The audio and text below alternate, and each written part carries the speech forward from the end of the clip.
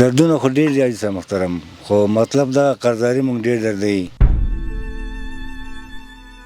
چې پیسې مونږ سره نه وي. څومره قرضدار یې؟ یاره تقریبا داسې 3 لک روپۍ زه قرضدار یم. گفتم خیر برای من چوری بگی که ما برم سودا کنم که سر ما کل مردم خنده میکنن.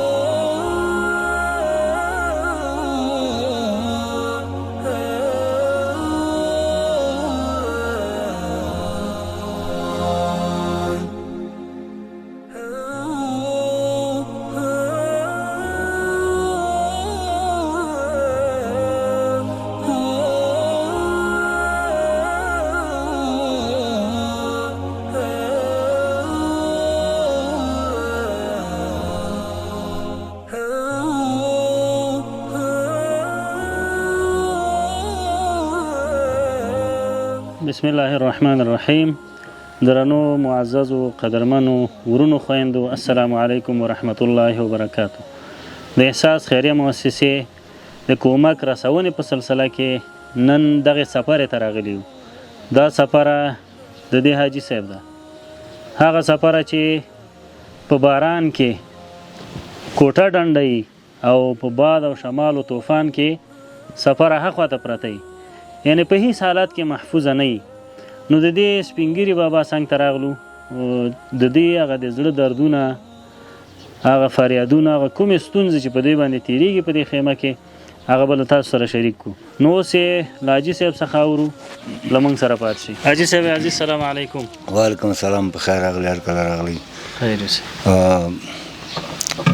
مونږ مهاجرین یو او دغه څو موده کېږي چې دلته راغلی یو. دغه چپری هم د کار نه ده، کله چې باران وشي څاڅي، کالي خشته شي لوند شي، کله چې هوا راشي وروره دا والوځي بیخي هاخوا ته وغورځېږي. یعنې دومره مونږ ورته برابر نه یو چې دې ته یو پلاستیک واچو یا هغه واچو چې دا پټ کړو. زمونږ ژوند هغه شي دي او دردونه خو ډېر دي. هغه څه چې تا ورته اشاره وکړه چې دردونه دي، هغه درد چې تا ډېر ځوروي هغه څه شی دی؟ دردونه خو ډېر دي حاجي صاحب محترم، خو مطلب دا قرضداري مونږ ډېر دردوي چې پیسې مونږ سره نه وي. څومره قرضدار یې؟ یاره تقریبا داسې 3 لک روپۍ زه قرضدار یم. او بس کله ماښام څوک راشي، کله هغه راشي، بس غږ وشي بیا مونږ کې وینه وچوي. ولې چې داسې کاروبار نشته، غریبي نشته چې داسې یوه سرمایه ولرو، مونږ کاروبار وکړو چې د هغه نه لږې پیسې بچت کړو، قرضدارانو ته ورکړو. او نور خو هغه دغه خوراکي مواد نه کم بود و دغه سرپناه نشته.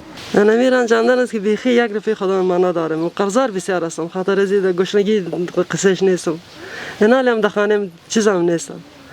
بس اینمی موی سفید است دیگه، نمیشه که میره یا 100 روپیه یا 80 روپیه، 10 روپیه چه 10 روپیه بوره نمیره طلب میکنم. بس یک میمار که میایه بس که میرم کسی مرا پیسه نمیده، 100 1 نیم 100 مرا نمیده که من خرجش کنم. بعد نمی 2 روز میشه که نان پخته کردن شروع کردم، اونم که میگیرم اونم پس ازم میگیرم، 1 روپیه پیشم نیست دیگه. گفتم خیر برای من چوری بگی که ما برم سودا کنم که سر ما کل مردم خنده میکنن. بعضا نمیاد، بس قرضدارا که میاد بس هر چی که از دانشان میاد بس میگن مرا بسیار میت احتیاج بسیار باز بچه‌ام که سایت چندان چیز نیست. بعضی باز چشمه پر میگه هیچ سرمایه 200 روپیه هم نمیداشتم که کمی که چیزی میاد بس میبرد.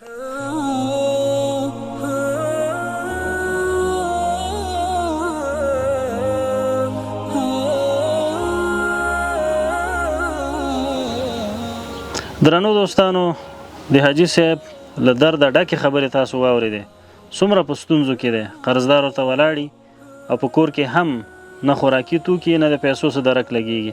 نو که چیرې تاسو خپلې مرستې احساس خیریه بنسټ ته راولېږئ، نو انشاءالله موږ په کامل شفافیت سره ستاسو مرستې د دوی تر کورونو رسوو تر څو الله د هغه رسول راضي او د دغه فقیر او بیچاره ستونزې حل شي.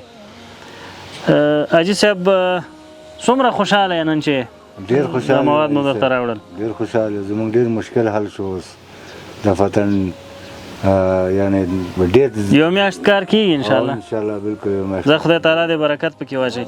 نو انشاءالله لږ څه ناڅه پیسې به هم درته درکو. څومره دې بس دی؟ یو څومره چې ورکوې؟ دوه درې بس نه دی؟ قرضدارانو نو ډېر بس نه دی؟ نه دی راکم دي. نور هم درکم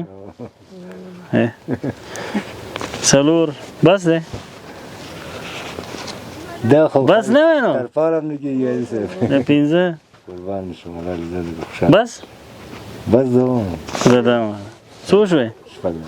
زه دا وایم. راکړه چې یو دانه چای جوړ کړم لږ ووایه. څو شوې؟